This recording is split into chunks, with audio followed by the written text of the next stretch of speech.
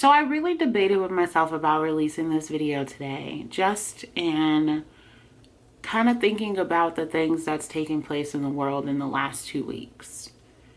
Innocent children, innocent Black people, the chaos continues. And the way that I normally deal with things is isolation, turning off my TV, and really focusing on my mental health, because I have to prioritize that. And for anyone who's struggling with that, I totally get it. I totally get it. So I really struggled with whether or not I should be recording, whether I should be releasing. And I told myself that with creating this content, I'm picking me. But I also want to make sure that I acknowledge what the hell's going on. It's craziness. It's chaos. And I pray for the families impacted. So yeah, sorry to start this video off like this, but this is where we are. This is where I am in life, and this is where the world is today. So I'd rather say something than to be silent. That's how I feel. But okay, let's go ahead and get this video started.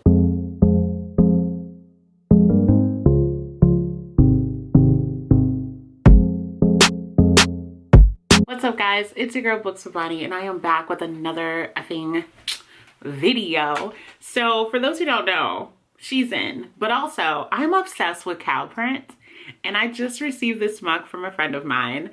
I named my cup Maggie Liz after my friend who sent this to me. With that being said, today's video, I gotta do this tag. For those who don't know, I love book talk. I love book talk. I love booktube. I love bookstagram. I just love anything related to books. I'm literally obsessed, okay? And I found myself going back and watching some older content from some booktubers that I loved, and I remember really loving this tag. So I told myself, why are you not doing this tag?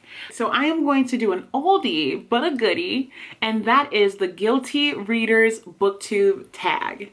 I feel like it came out around 2017, 2018, so it's definitely got its hinges as far as maturity.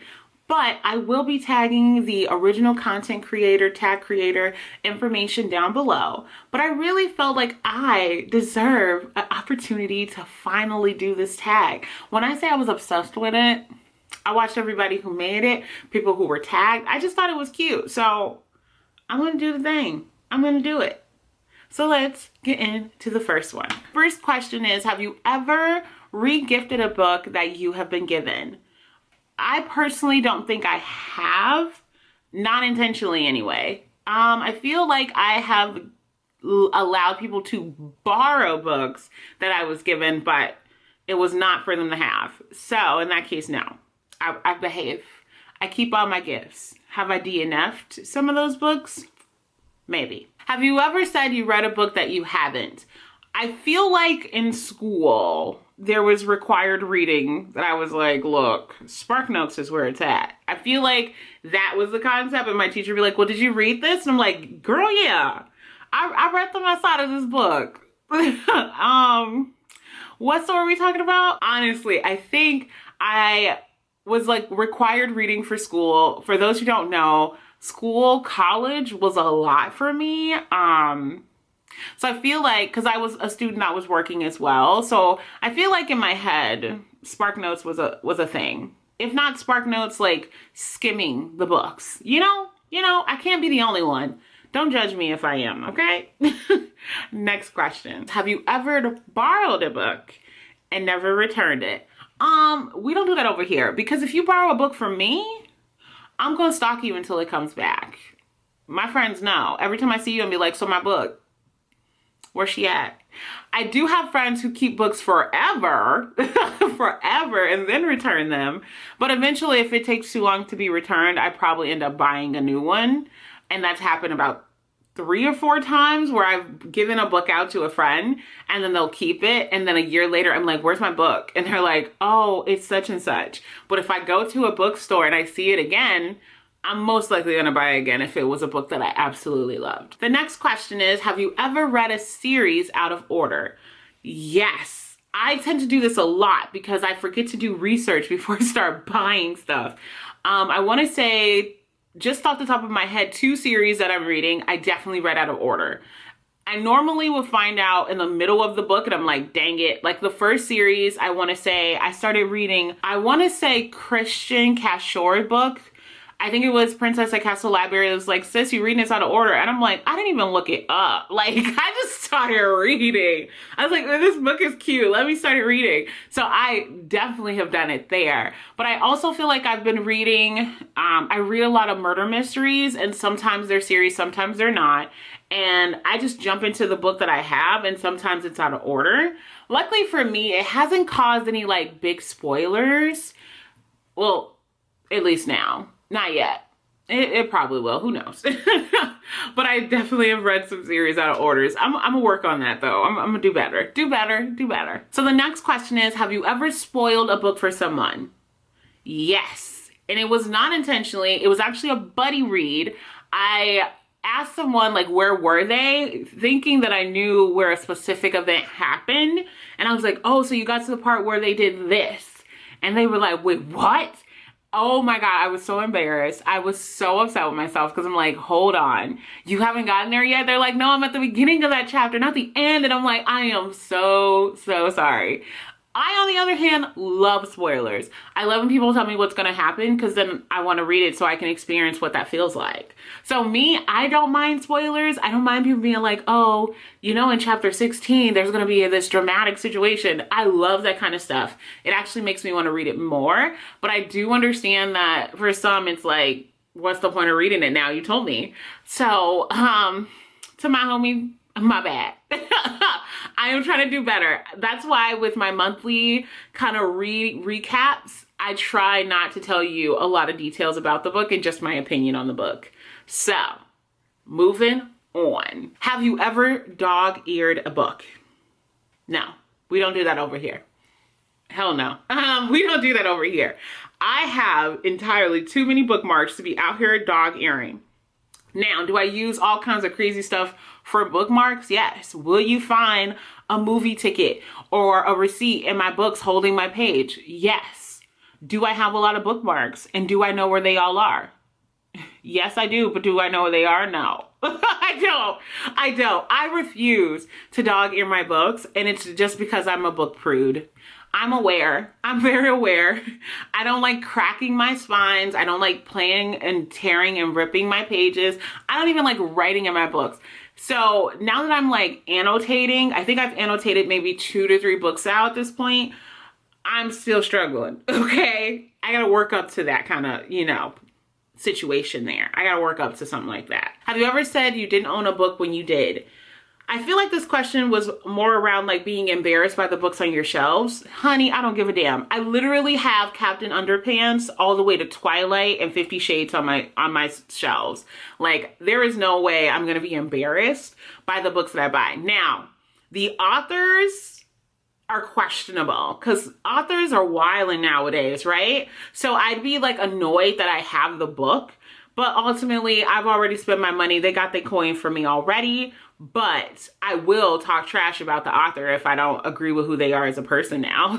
So I'll have a book and be like, yo, I love this story, but the author, trash. Like, it just is what it is. But yeah, for the most part, I'm pretty happy with the books I have. I love my books. I spent my money on that. The next question is, have you ever said you didn't read a book when you did? No, I don't know.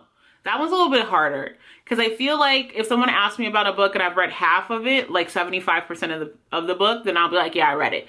Even though I may or may not have finished, I read majority, so that's all that matters.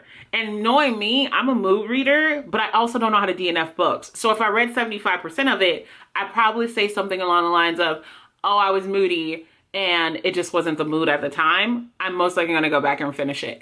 For example, Discovery of Witches. I tried to read that, got like, what, 50% of the book done, and then I came back and reread the whole book, which I finished it, and we'll talk about that in another video. But that's a good example. The next question is, have you ever skipped a section of a book or a chapter? I don't know how to do that. I don't even think I've ever like skipped a page of a book.